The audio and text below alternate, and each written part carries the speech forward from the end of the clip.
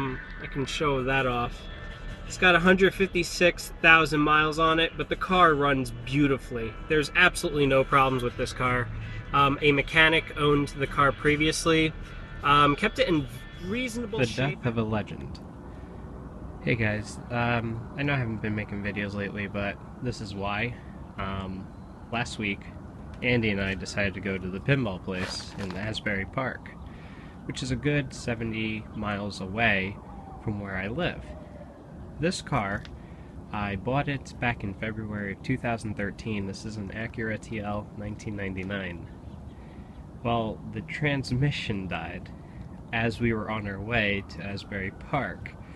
A little history about these cars. The 99 TL wasn't that prone to transmission problems, but if you bought an Acura TL that was 2000, 2001, 2002, you were pretty much guaranteed to run into the issue. But I was quoted about $3,000 from an AMCO in Asbury Park, and I have to say the gentleman was very psychotic, kept calling me a fool for not wanting to actually fix this car. I bought this car for far less than what the guy's quoting me to fix it. You know, it's a V6. I've driven about 8,000 miles on this car before it died and shit-canned. You know, it's still original tires from when I bought the car. The paint was just terrible on this car. I'll even show you. As you can see, it was wearing off even when I bought it. Got into one very minor accident a little whiles back, as you can see there. A lady hit me in the side when I was coming to a stop at a stoplight. She decides to switch lanes and not look. So I'm going to just show off the inside a little bit. I've upgraded the radio inside. Show you guys here. But I made a video about this car, which we're going to just start her because it's fucking cold and I need to take this radio out. So you see, it starts up nice. I love this car. And actually, I had just fixed. Oh yeah, there you go. You can see the AMCO transmissions. Thank you for letting them try to fuck me. But I had just fixed the heated seat, the driver's side heated seat. I'll actually cut to a little clip showing off where the damage was. Okay, so after a lot of struggle getting this pad off, which is the heating element, we found the culprit again. It was all toasted, and you can see that the wire is all melted.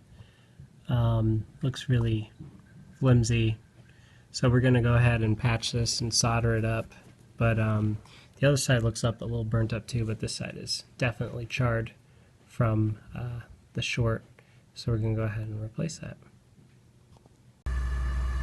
As you can see, it was the wire just fucks up. It just, as you're sitting on it, basically right here, the wire just separates. So I had just fixed this heated seat, and then like not even 2 or 3 days later, the fucking transmission goes on me.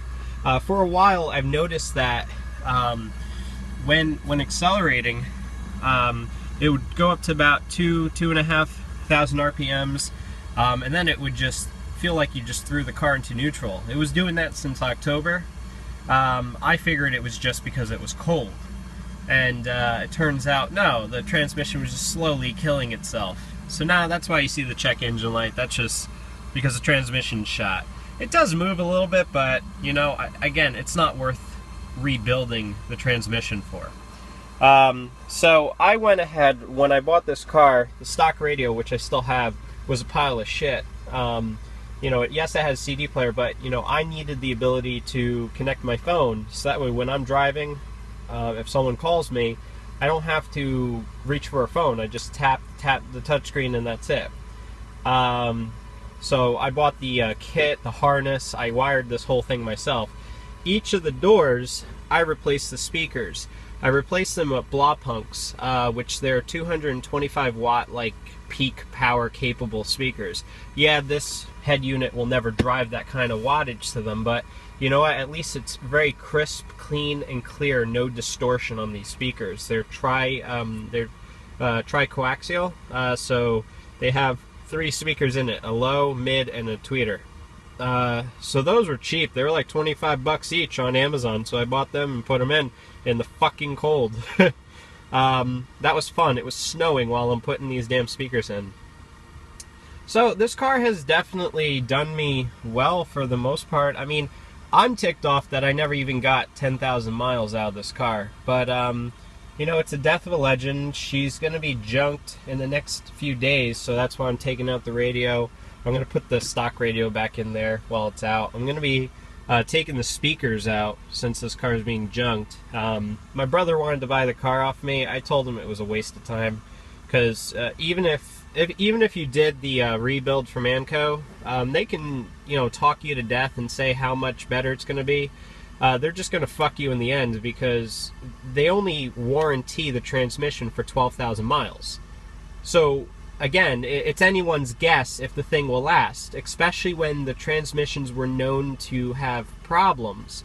Now, the transmission that's currently in this car isn't the original transmission. The person that owned it prior to me had replaced it about 3 or 4 years ago. When I bought the car, he lied and said that it was replaced just about 2 years ago. You know, so that's why I only got about 8,000 miles. So the speedometer, the odometer says 160, 808. I bought it at 152. So it's about 8,000 miles on this car that I put. You know, the engine's great. I loved how well this car accelerated. It has the sport shift, so when you put it in here, if you throw it up, it will shift when you want. You know, it definitely did a very good job shift-wise, and this is a 240 horsepower car stock, which is great. Now, what I'm about to show you is something that a lot of people tend to make fun of people for buying.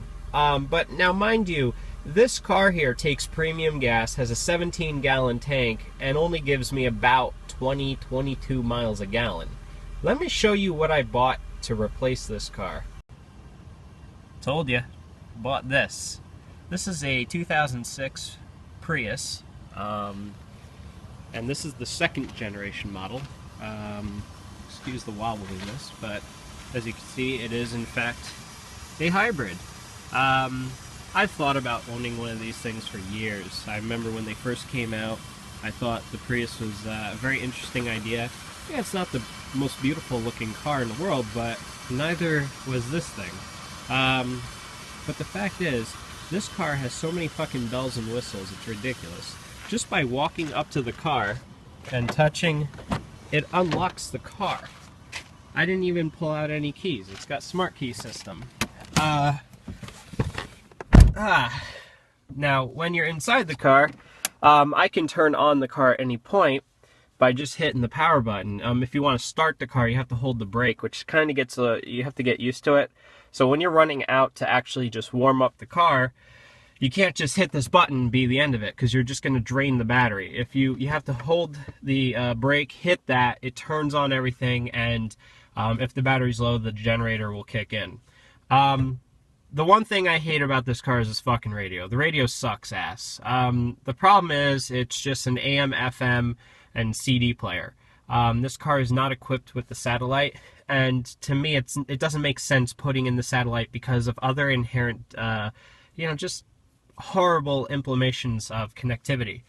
My Acura's, you know, the Pioneer that I put in there connects with Bluetooth to the phone and allows you to stream audio, allows you to stream pretty much anything from your phone, and allows you to control your phone too.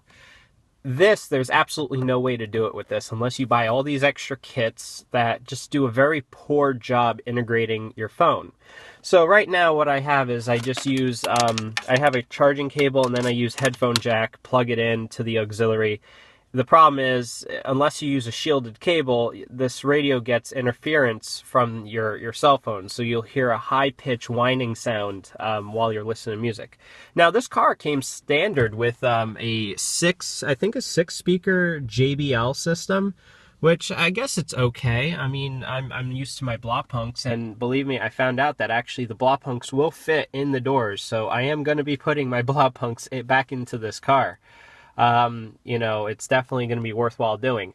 Now, my research has found that this replacing this isn't exactly the most simplest thing. It's hard to track down a wiring harness, because when you control the radio, it controls it through here, kind of. So I'll just go ahead and turn on the car so you can just see, but make sure, let me just turn off the radio.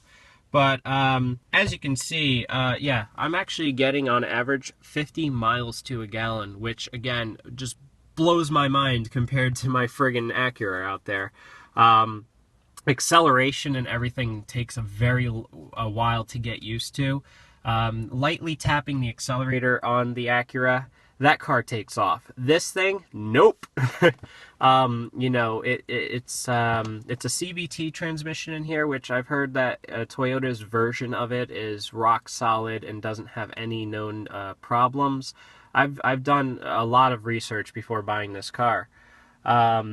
You know, and as I said, like, I didn't want the new ones, because the new ones, you know, they just cost a lot of money. I wanted something that was used, you know, will last me a while.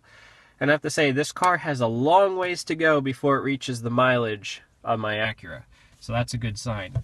I miss the leather seats. I miss the heated seats. You know, it does have the heated mirrors and everything that my Acura had. But yeah, I mean, you know, the car works, and it has, I wish there was a way to turn off this damn screen. I mean, yeah, it's great when you look at it. It tells you this whole little animation where it's like, okay, here's your battery. As you're driving, it will show the battery draining through and turning the wheels, and if you accelerate hard, then you'll see the engine, like, showing. It's like, it's a little distracting sometimes. Okay. So now, now the car's on, which you'll see there's a ready, and now the engine just kicked in. So the animations that you see, it's going to show that it's charging up the battery, and it's pretty fun. The thing will actually just shut off once it's charged. So let me go ahead and just show you the hybrid stuff. It's pretty cool. So we'll come out here.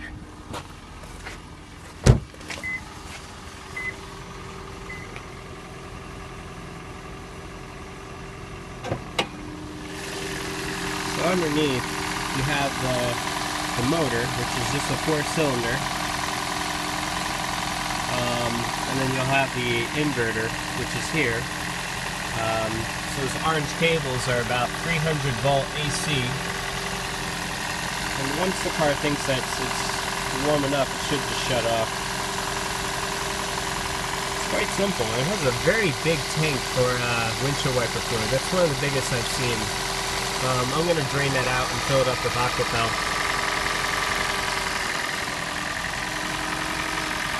So it should be shutting off in a few seconds. Okay, so now it's off. I realize why it's on. The problem is you get less gas mileage in the winter, because in order for your car to be warm, it uses the heat of the engine to heat up the car. So I had realized that I left the heater on inside, and that's why the engine was just going to keep on going and going until the inside of the car is warm. So now, when it needs to, it will just kick in just to keep the batteries going. So right now the inverter is doing all the work, so all the accessories and everything inside are running strictly off of battery until the battery gets to a point where it needs to kick in the engine. So it's a very interesting idea, very interesting concept. As I said, I plan for this thing to last me a while, and I've done my calculations based off of what I bought this for versus the transmission. It would take me about a year to make the difference back in gas savings. This car, believe it or not, costs $25 to fill up from empty, as opposed to my Acura, which was costing just about $50 to fill up. This car, I believe, is a 10 or 9 gallon tank. Maybe I'm off by a gallon or two. But again, this car takes regular as opposed to the Acura's premium needs. So yeah, this is my new car, or newer car. Going from a 99 to 2006 is a pretty different jump. I'm always going to miss my Acura. But I have to say that this car is pretty cool, and I've already put I put almost 300 miles already on this car, and I've only had it for 2 days. So, you know, yeah,